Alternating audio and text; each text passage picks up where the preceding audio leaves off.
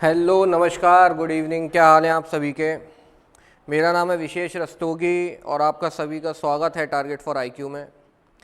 देखिए जी, पहले बता दीजिए वॉइस क्लियर है मेरी। गुड इवनिंग, प्लीज़ चेक करा दीजिए वॉइस क्लियर है क्या। हाँ जी,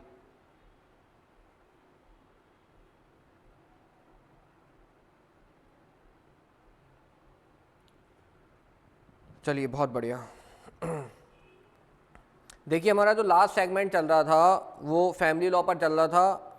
उसी सेगमेंट में आज हम स्टार्ट करने जा रहे हैं मुस्लिम लॉ के एमसीक्यू। क्लियर। ये एमसीक्यू आपको आरजेएस में हेल्प करेंगे, छत्तीसगढ़ जुडिशरी में, इंक्लूडिंग यूजीसी नेट का जो एग्ज़ाम होने वाला है वहाँ भी आपको हेल्पफुल रहेंगे। क्लियर। चलिए स्टार्ट करते हैं आज का सेशन। पहला जो क्वेश्चन आज का है ये बता रहा है what are the main sources of Muslim law. Muslim law की अगर बात की जाए तो इनके मेन सोर्स कौन से हैं। पहला कुरान, दूसरा कह रहा है सुन्नत एंड हदीस, इज्मा, कियास and all of the above. Right answer क्या होगा बताइए फटाफट। बहुत बेसिक से स्टार्ट करते हैं पहले, फिर इजी टू मॉडरेट जाएंगे। क्लियर। क्या आंसर होगा इसका। जी बिल्कुल, राइट आंसर इसका D, all of the above. बिल्कुल, क्या राइट आंसर है डी। क्लियर। नेक्स्ट, सुन्नी कानून के अनुसार मुस्लिम लॉ के मुख्य स्रोत हैं, यानी हम सुन्नी लॉ के, सुन्नी जो हमारी ब्रांच है उसके अकॉर्डिंग पूछ रहे हैं कि मेन सोर्सेज कौन कौन से हैं। ये कह रहा है कुरान, जुडिशल प्रेसिडेंट, इज्मा, कियास। कुरान, हदीस, इज्मा, कियास। बताइए क्या होगा राइट आंसर। इज्मा, हदीस, कस्टम लेजिस्लेशन, कुरान, इक्विटी, अहदिस, इज्मा। क्या होगा राइट आंसर बताइए फटाफट। जी बिल्कुल, इसका राइट आंसर होगा आपका बी। राइट आंसर क्या होगा बी, कुरान, हदीस या हदीस, इज्मा और कियास। क्लियर। इसके बाद थर्ड क्वेश्चन है marriage in Muslim law. Muslim law में जो मैरिज है उसे क्या बोला जाता है। वो एक सेक्रीमेंट है या सिविल कॉन्ट्रैक्ट है, या सेक्रीमेंट भी है एंड सिविल कॉन्ट्रैक्ट भी है, दोनों है, या एक सोशल स्टेटस है। निकाह की स्थिति क्या है मुस्लिम लॉ के अंदर बताइए। हाँ जी बिल्कुल, अब्दुल कादिर वर्सेस सलीमा का केस पढ़ा है आपने। बिल्कुल, इसका राइट आंसर है आपका बी। मुस्लिम मैरिज की अगर बात की जाए या निकाह की बात की जाए तो वो एक प्योरली सिविल कॉन्ट्रैक्ट है। क्या है, सिविल कॉन्ट्रैक्ट। क्यों, क्योंकि यहाँ पे एक क्या बोलते हैं आपका, शायद इजाब बोला जाता है उसमें कि प्रपोजल को, प्लस कबूल होता है। ठीक है, और कंसीडरेशन में क्या, मेहर होती है एक तरीके से। तो पूरा कॉन्ट्रैक्ट का फॉर्म है यहाँ पर। इसके बाद Muslim law can marry, Muslim can marry any member of wifes not exceeding 4। जो मुस्लिम है वो अधिकतम 4 पत्नियों से क्या कर सकते हैं, विवाह कर सकते हैं। यदि कोई 5th वाइफ से अगर मैरिज कर लेता है, यानी 5th मैरिज कोई, हाँ इजाब बोला जाता है बिल्कुल। अगर कोई 5th वाइफ से क्या निकाह कर लेता है तो ऐसे निकाह की क्या वैलिडिटी होगी, वो वॉइड होगा, वैलिड होगा, इरेगुलर होगा या वॉइडेबल होगा। ये क्वेश्चन देखिए कई बार आ चुका है पेपरों में। क्या होगा इसका राइट आंसर बताइए। बिल्कुल, ऐसा निकाह इरेगुलर होगा यानी अनियमित होगा, लेकिन इसे सही किया जा सकता है ना। जैसे प्रीसीडिंग जो 4 हैं उनमें से किसी को क्या दे दिया जाए, डाइवोर्स दे दिया जाए। ठीक है, तो इसे सही भी किया जा सकता है। क्लियर। नेक्स्ट बता रहे हैं भाई, मुस्लिम विवाह के लिए जो प्यूबर्टी की एज है, यानी कि देखो अगर हिंदू लॉ की बात करोगे तो वहाँ शादी की एज क्या है, 18 और 21। क्लियर। यहाँ पर शादी की एज क्या दी गई है, या प्यूबर्टी की एज की बात करते हैं। अब ये प्यूबर्टी की एज होती कितनी है, तो वो पूछ रहे हैं आपसे 9 साल, 12 साल, 15 साल, 18 साल। कितनी होती है प्यूबर्टी की एज। बिल्कुल, प्यूबर्टी की एज होती है आपकी 15 साल। ठीक है, अगर इस एज से पहले किसी की शादी कर दी गई है बिना कंसेंट के, हाँ, तो 18 साल तक उस पर क्या रहता है, ऑप्शन रहता है कि उसको क्या कर सकती है वो महिला, रिप्यूडिएट कर सकती है। और इस प्रोसेस को क्या बोलते हैं, इस प्रोसेस को क्या बोलते हैं, कोई बताएगा मुझे, बताइए। If 1 of 4 died then marriage is valid. बिल्कुल, हाँ बिल्कुल इशू, सही बता रहे हैं आप। बताइए, अगर इस मैरिज को रिपुडिएट कर दिया जाए तो ये प्रोसेस क्या कहलाती है? हाँ बिल्कुल, ख्यार उल बुल्ग, बिल्कुल बिल्कुल राइट आंसर है आपका, ख्यार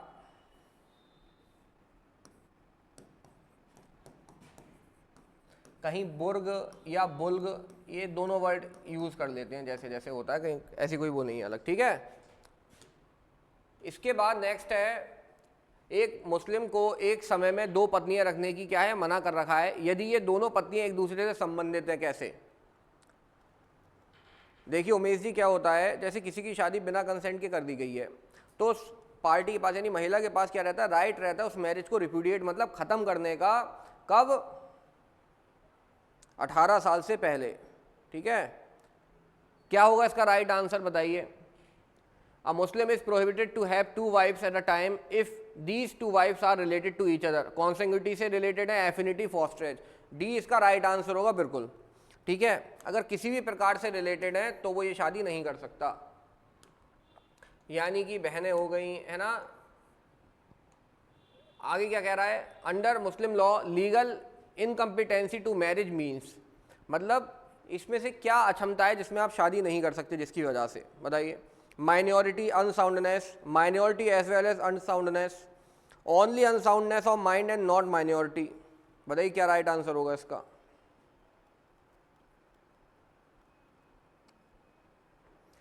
यहां पर निकाह करने के लिए इनकैपेबल कौन लोग हैं, उनकी बात पूछी जा रही है, बताइए। तो इसका राइट आंसर है आपका बिल्कुल सी, सही है। माइनॉरिटी और अनसाउंडनेस दोनों ही है यहाँ पे, क्या, इनकैपेबिलिटी। नेक्स्ट, अब देखो शिया मुस्लिम मैरिज की बात हो रही है। शिया मुस्लिम मैरिज में कितने विटनेस रिक्वायर्ड होते हैं, बताइए। How many witnesses are required in निकाह अंडर शिया लॉ, बताइए कितने विटनेस चाहिए? बिल्कुल, देखिए शिया में कोई भी विटनेस नहीं चाहिए, केवल सुन्नी में चाहिए, है ना। और सुन्नी में कितने चाहिए? या तो 2 मेल या 1 मेल प्लस 2 फीमेल, ठीक है, क्लियर, बिल्कुल। तो इसका राइट आंसर हो जाएगा आपका सी। नेक्स्ट, मोता विवाह के लिए न्यूनतम अवधि क्या है, यानी मोता मैरिज कितनी मिनिमम अवधि के लिए होता है? मिनिमम टू मिनिमम कितने समय के लिए मोता मैरिज हो सकती है? कोई टाइम पीरियड है? 1 महीना, 1 साल, 3 साल, नो मिनिमम पीरियड? बिल्कुल, इसके लिए कोई भी मिनिमम पीरियड नहीं है, ये घंटे के हिसाब से भी हो सकता है, सही है, दिन घंटे हो सकता है, मिनट में भी आ जाए, पता नहीं। आगे कह रहा है how many witnesses are necessary in Shia Muslim, ये तो रिपीट हो गया है, इसका आंसर मैं दूंगा, कोई नहीं देगा, ठीक है। इसका आंसर है नो विटनेसेस रिक्वायर्ड, क्लियर। चलो, वाओ, मुझसे भी एक सॉल्व हो गया। आगे क्या कह रहा है, Muslim female can perform a valid marriage with non Muslim under, एक मुस्लिम महिला एक गैर मुस्लिम से विवाह कर सकती है, किस एक्ट के अंदर? स्पेशल मैरिज एक्ट में, हिंदू मैरिज एक्ट में, मुस्लिम लॉ में, क्रिश्चियन मैरिज एक्ट में? बिल्कुल, स्पेशल मैरिज एक्ट के अंदर। राइट आंसर है इसमें आपका ए, स्पेशल मैरिज एक्ट में, क्लियर। इसके बाद अगला बता रहा है कि मुस्लिम कानून में मेहर है। देखिए मेहर के संबंध में इनमें से कौन से जो क्लॉज है वो सही है, ये पूछ रहा है ये, ठीक है। बता रहा है सही, करेक्ट आंसर दीजिए, कौन की, ये चारों में से कौन से स्टेटमेंट सही हैं। तो पहला कह रहा है मुस्लिम लॉ के अंदर जो मेहर होती है वो दहेज होता है एक तरीके से, या दूसरा कह रहा है पत्नी के सम्मान के प्रतीक के रूप में पति पर जो दायित्व इम्पोज किया जाता है, लाइबिलिटी, वो होती है। फिर विवाह के लिए प्रतिफल है, कंसिडरेशन है फॉर अ मैरिज। और चौथा बता रहा है लीगल राइट है वाइफ का। तो इसमें से कौन सा ऑप्शन सही है, बताइए। नहीं, थोड़ा सोच के फिर से एक बार देख लीजिए भैया, गड़बड़ कर रहे हैं आप लोग। बिल्कुल, इसका राइट आंसर है आपका सी। देखो भाई, पहली बात तो डाउरी तो है नहीं किसी कीमत पे ये, ठीक है। दूसरा ऑब्लिगेशन होती है, बिल्कुल। तीसरा कंसिडरेशन होता है मैरिज के लिए, ये भी बात सही है। फिर लीगल राइट होता है वाइफ का इसके ऊपर, सही है। इस राइट को क्लेम करने के लिए वाइफ के पास कुछ वेज होते हैं, वो आगे पढ़ाएंगे कभी, ठीक है। Next, which of the following is the wife's right when her husband does not pay dower, यानी मेहर अगर नहीं देता है पति, अगर पति मेहर नहीं देता है शौहर, तो भाई साहब हमारी बेगम के पास क्या राइट है, वाइफ के पास क्या राइट होगा बताइए। तो पहला पूछ रहे हैं कि रिफ्यूज कंजम्पशन, कंजम्पशन से मना कर सकती है महिला, फिर file suit for recovery, suit भी फाइल कर सकती है रिकवरी के लिए, या keep possession over dead husband's property, जो प्रॉपर्टी है हस्बैंड की उस पर भी क्या कर सकती है, वो पोजेशन रख सकती है। तो इसका राइट आंसर क्या होगा, क्या डी होगा राइट आंसर या ए बी सी में से कोई होगा बताइए। इसका राइट आंसर है आपका डी, इन तीनों में से किसी तरीके से मेहर वसूल की जा सकती है, बिल्कुल ठीक है। नेक्स्ट आगे कह रहा है पति की मृत्यु के बाद, after the death of husband a Muslim wife can retain possession, कह रहा है पति की मृत्यु के बाद मुस्लिम पत्नी अपने पति की संपत्ति पर तब तक कब्जा बनाए रख सकती है जब तक कि मेहर का भुगतान नहीं हो जाता। तो उसका यह अधिकार कौन सा अधिकार है बताइए।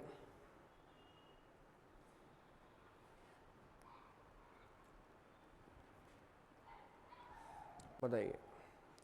देखो आपने वो पढ़ा होगा, सेल्स ऑफ गुड्स एक्ट पढ़ा था, सेल्स ऑफ गुड्स एक्ट, एक अनपेड सेलर जो होता है ना, अनपेड सेलर, असंदत्त विक्रेता, उसको कौन कौन से राइट होते हैं बताओ, याद है किसी को, जल्दी बताओ, किसी को याद हो तो जल्दी से बताइए फटाफट। एक अनपेड सेलर के जो सेक्शन 45 में दिया गया था सेल्स ऑफ गुड्स एक्ट में, उसके क्या क्या राइट होते हैं पता है किसी को? अभी ये भी अनपेड ही है, मिल नहीं रहा बेचारी को, बताओ जल्दी से, किसी को पता है नहीं पता है? देखो मैं याद कराता हूँ, एक कैमरा आता है जिससे फोटो बहुत अच्छे आते हैं, जैसे कहते हैं DLSR, DLSR आता है ये कैमरा सुना है? DLSR कैमरा, यानी DSLR से खिंचा के आए हम फोटो, अरे शादी में तो खींचते हैं भैया। हाँ रुको एक मिनट, रुको रुको रुको, यहाँ भी आएंगे। देखो यहाँ से डी मिटा देना, हमारी ट्रिक LSR है, सही है, डी हटा दो यहाँ से। देखो एल से होता है आपका लियन का राइट, एस से होता है स्टॉपेज इन ट्रांजिट का राइट,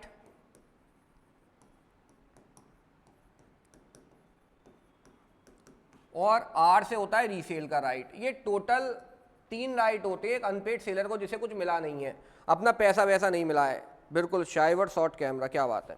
लियन का मतलब होता है धारण करने का अधिकार, क्या धारणाधिकार, या इसे आप डिटेन भी कह सकते हैं। डिटेन का मतलब क्या होता है आपका, सॉरी रिटेन का मतलब क्या होता है, अपने पास रखना, क्या रिटेन का मतलब होता है अपने पास धारण रखने का अधिकार।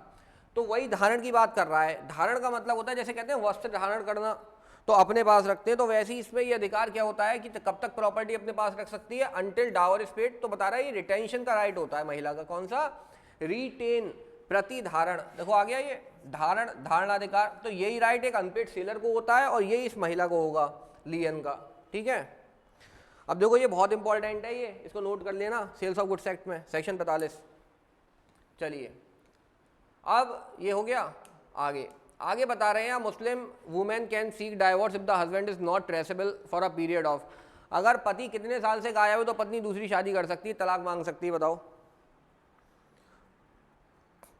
आंसर इसका। हाँ बिल्कुल CS का आंसर रिटेंशन पिछले वाले का। इसमें बताइए कितने साल से पति गायब है?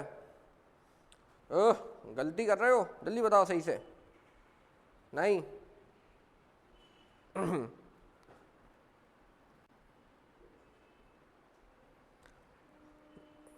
हाँ रिया का, प्रीति का आंसर ठीक है भैया, 4 साल है यहाँ पे, 4 साल। देखो अगर 4 साल से पति ट्रेस नहीं है, ट्रेस का मतलब उसका पता नहीं चल रहा है कहाँ है पति, पति कहाँ गए हुए हैं हमारे, पता नहीं चल रहा मामला इनको, तो ये क्या मांग सकती है, डाइवोर्स क्लेम कर सकती है, सीख कर सकती है। बात क्लियर? 4 साल है, इसको याद रखना अच्छे से, सी है राइट आंसर। फिर अगला कह रहा है कि the punishment for pronouncement of any irrevocable form, देखो कोई भी ऐसा तलाक देना जो क्या हो, रिवोक ना किया जा सके। 2 तरीके के होते हैं तलाक, एक रिवोकेबल, एक जैसे तलाक एहसन और हसन, ये रिवोकेबल होते हैं, इसलिए बेस्ट फॉर्म ऑफ तलाक माने जाते हैं। तलाकुल बिद्दत जो है उसे वापस नहीं ले सकते, तो तलाकुल बिद्दत जिसे वो शायरा बानो के केस में क्या करा था, क्रिमिनलाइज करा था, सही है। तो वो वाला अगर तलाक दोगे तो कितना यहाँ पे वो मिलेगा इनाम आपको, बताइए। तो बता रहे हैं इनाम के तौर पे कारावास मिलेगा जिसकी अवधि 3 वर्ष तक की हो सकती है, और दूसरा इनाम है 3 वर्ष और प्लस जुर्माना तीसरा इनाम है 2 वर्ष तक हो सकती है कारावास, और चौथा इनाम 2 वर्ष तथा जुर्माना। बताओ क्या है इसके अंदर राइट आंसर? तो भैया राइट आंसर इसका क्या है? बी। चलो आप कह रहे हो तो मैंने आपकी बात मान ली। यहाँ पर 2 कहाँ गया, 3 साल तक की सजा और प्लस फाइन, फाइन भी होगा प्लस में, ठीक है। चलिए बहुत बढ़िया। इसके बाद mother's right to have the custody of minor, यानी नाबालिग बच्चे की कस्टडी पाने का माँ का जो अधिकार है उसे हम क्या कहते हैं? बताइए क्या कहते हैं? बिल्कुल हिजानत का राइट कहते हैं इसे, बिल्कुल राइट आंसर क्या है? हिजानत इसका, ठीक है। ए इज द राइट आंसर। इसके बाद बता रहे हैं एक मुस्लिम माँ कब अपना हिजानत का अधिकार खो देती है। मतलब एक मदर का जो एब्सोल्यूट राइट है हिजानत का, ठीक है, तो उसे वो कब खो देती है? बताइए। जब वो धर्म त्याग कर दे, या वो मिसकंडक्ट की दोषी हो, या कोई क्या करती है, वो शादी कर लेती है डिग्री ऑफ प्रोहिबिटेड रिलेशनशिप में, या ऑल ऑफ द अबव। तो इसका राइट आंसर होगा आप जो कह रहे हैं डी, बिल्कुल ठीक है। इनमें से अगर कोई भी कार्य महिला करती है, मदर करती है, तो वो डिस्क्वालीफाई हो जाएगी हिजानत के राइट से, अपने कस्टडी के राइट से। क्लियर? बता रहे हैं मुस्लिम कानून के तहत वैध उपहार यानी हिबा, हिबा के लिए क्या क्या यहाँ पे क्या चीज़ आवश्यक नहीं है, is not essential for a valid gift. तो बता रहे हैं पहली बात क्या पूछ रहे हैं, रजिस्ट्रेशन नहीं है चाहिए, एक्सेप्टेंस नहीं चाहिए, डिलीवरी ऑफ पोजेशन नहीं चाहिए, डिक्लेरेशन नहीं चाहिए। क्या नहीं चाहिए होता है इसमें से? बताइए। हिबा, एक वैलिड हिबा के लिए क्या चीज़ रिक्वायर्ड नहीं है? नहीं रविंदर, एक्सेप्टेंस तो भैया जरूरी है, बिना एक्सेप्टेंस के कैसे होगा? तो यहाँ पे रजिस्ट्रेशन नेसेसरी नहीं होता, एक्सेप्टेंस चाहिए, डिक्लेरेशन सॉलिड डिक्लेरेशन होनी चाहिए, determined, plus delivery of possession he sufficient है यहाँ पे। क्लियर? तो रजिस्ट्रेशन आवश्यक नहीं होता। फिर कह रहे हैं मुस्लिम कानून के तहत किसी गैर मुस्लिम को दिया गया उपहार यानी गिफ्ट, एक नॉन मुस्लिम को दिया गया गिफ्ट क्या होगा यहाँ पे? वॉइडेबल, वॉइड, वैलिड, क्या होगा? बताइए।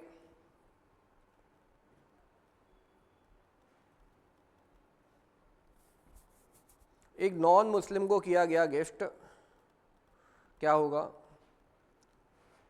बिल्कुल इसका राइट आंसर है आपका सी, वैलिड ही रहेगा, ठीक है। क्लियर? वैलिड ही रहने वाला है। इसके बाद under Muslim law will may be made, will कितनी प्रॉपर्टी का किया जा सकता है मैक्सिमम? तो बता रहे हैं 1/4 प्रॉपर्टी का, 1/3 का, या 1/2 का, या एंटायर प्रॉपर्टी का। बताइए क्या होगा राइट आंसर?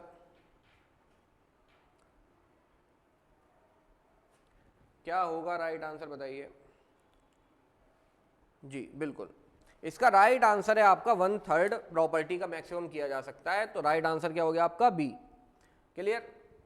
इसके बाद आगे बता रहे हैं under Muslim law a bequest can validly be made to a child, मतलब मुस्लिम कानून के तहत गर्भ में पल रहे बच्चे के लिए वसीयत वैध रूप से की जा सकती है बशर्ते कि वह वसीयत की तारीख से निम्नलिखित अवधि के भीतर पैदा हुआ हो। तो कितनी अवधि के भीतर उसका बर्थ होना चाहिए? बताइए। बिल्कुल इसका राइट आंसर है आपका 6 महीने। बहुत इंपॉर्टेंट क्वेश्चन है ये, ठीक है, याद रखना। अगर गिफ्ट किया गया है किसको, सॉरी बिक्वेस्ट की गई है किसको? एक अनबॉर्न चाइल्ड को, तो उस तारीख से विद इन 6 मंथ के अंदर, कितने मंथ के अंदर? 6 मंथ के अंदर क्या लेनी है? इसे बर्थ लेनी है। क्लियर? इसे वैलिड करने के लिए। फिर बता रहे हैं after declaration of waqf the property become divest in, किसमें? वक्फ की घोषणा के बाद संपत्ति किसमें निहित हो जाती है? बताइए। गॉड में, वाकिफ यानी अल्लाह में, है ना, फिर मुतवल्ली में, वाकिफ में, jointly, on all of the above. बताइए क्या होगा राइट आंसर? तो इसका राइट आंसर होगा आप ए, ठीक है। प्रॉपर्टी को मुतवल्ली तो मैनेज करने वाले होते हैं भैया, उनमें प्रॉपर्टी, मुतवल्ली तो आते जाते रहेंगे, लेकिन प्रॉपर्टी किसमें? अल्लाह में क्या हो जाती है? उनके अंदर निहित हो जाती है। क्लियर? तो ए होगा इसका राइट आंसर। इसके बाद अगला बता रहा है वक्फ के प्रबंधक को क्या कहते हैं? मैनेजर ऑफ वक्फ किस नाम से जाना जाता है? जो मैनेज करता है वक्फ को। वक्फ कितने टाइप का होता है बताइए? चलो टाइप तो मैं बताऊंगा, अभी एक शॉर्ट वीडियो अपलोड होगी उसमें सीख लेना। जल्दी बताओ आप, मैनेजर को क्या कहते हैं? बिल्कुल मुतवल्ली बोला जाता है। किसको? मैनेजर को वक्फ के। इसके बाद वक्फ कैन बी मेड बाय, वक्फ कौन कर सकता है बताइए?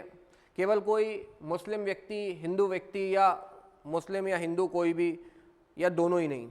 क्या होगा राइट आंसर, बताइए। वक्फ किसके द्वारा किया जा सकता है?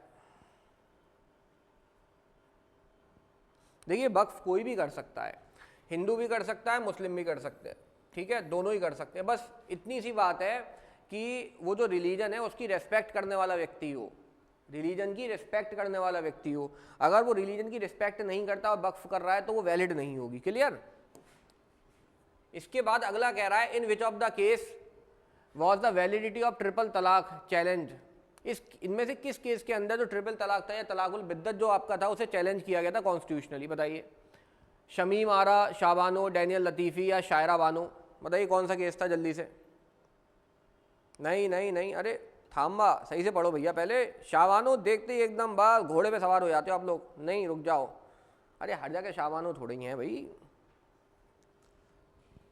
ओहो, क्या होगा राइट आंसर? बिल्कुल Shayara Bano versus union of India का केस है 2017 का ये, ठीक है, इसके अंदर चैलेंज किया गया था। Next, the principle that arbitrary triple talaq is invalid was laid down.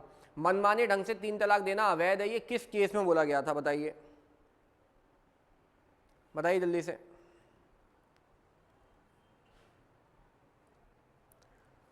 जल्दी से बताइए, आंसर कीजिए। मनमाने ढंग से 3 तलाक देना, ट्रिपल तलाक देना कैसे भाई साहब? आर्बिट्ररी वे से। तो इसका राइट आंसर है आपका B, Shamim Ara versus state of UP का केस है ये। क्लियर? याद रखिएगा, इंपॉर्टेंट है ये भी, बिल्कुल।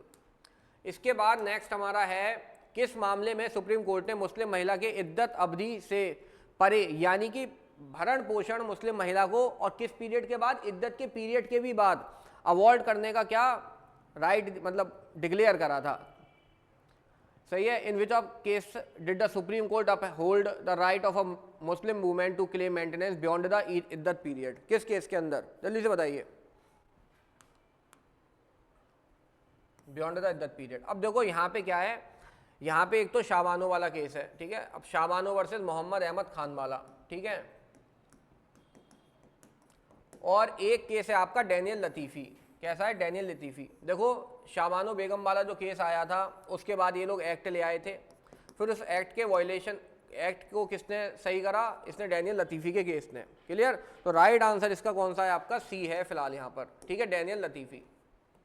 ये क्रोनोलॉजी में पिछली क्लास में आपको शायद पढ़ा चुका हूँ पूरी डिटेल में। क्लियर? कह रहा है which case clarified that dower is not a consideration but a obligation imposed by law. कह रहा है कि भाई जो डावर मेहर होती है कोई प्रतिफल नहीं है, ये तो एक दायित्व है जो कानून द्वारा किस पर? शौहर पर इम्पोज किया जा रहा है। तो किस केस में ये बात बोली गई? बताइए जल्दी से। देखिए इस केस का नाम तो मैं अभी पहले भी ले चुका हूँ, वो कॉन्ट्रैक्ट वाला जो था, कॉन्ट्रैक्ट वाला बताया था मैंने केस है कभी। हाँ, अरे पकड़ लिया। चलो, अब्दुल कादिर वर्सेस सलीमा का केस। तो राइट आंसर है इसका ए, ठीक है। इस केस में बोला गया था कि ये कंसिडरेशन तो हो गई नहीं है, बल्कि क्या है? रिस्पॉन्सिबिलिटी है हस्बैंड की। क्लियर? इसके बाद विच केस हेल्ड दैट, किस केस में ये हेल्ड हुआ कि mere utterance of talaq is not sufficient unless it is pronounce with intent. मात्र कह देना कि तलाक तलाक तलाक ये सफिशिएंट नहीं है, बल्कि आपका इरादा होना चाहिए, क्लियर इंटेंशन होनी चाहिए। किस केस में बोला गया? बताइए जल्दी से। बिल्कुल, इसका राइट आंसर है आपका ए, Shamim Ara versus state of UP. बिल्कुल। अब जल्दी से बताइए कितने गलत हुए आज आपके, और जितने गलत हुए इसका मतलब आज आप उतने नई चीजें सीख गए। जल्दी से बताइए कितने गलत हुए? एक, बहुत बढ़िया। और जल्दी बताओ। 4 गलत हुए। अच्छा, 6, 3, 7, 5, 1। क्या बात है, शाबाश। कोई बात नहीं, ठीक हो जाएंगे धीरे धीरे ये भी। सही है, चलिए बहुत बढ़िया। अब आपसे कल के सेशन में मिलते हैं। कल फैमिली लॉ का हमारा लास्ट सेशन होने वाला है, उसमें कुछ हार्ड लेवल के मैं एमसीक्यू लेकर आऊँगा, तो थोड़ा रिवीजन आप लोग कर लेना, ठीक है। तो कल हम मिलते हैं आपसे, तब तक के लिए टेक केयर। हाँ बिल्कुल, क्लास होगी कल। कल क्या दिन है? थर्सडे। कल होगी क्लास, चलो ठीक है, कल कराऊँगा क्लास में। चलिए सी यू। हाँ।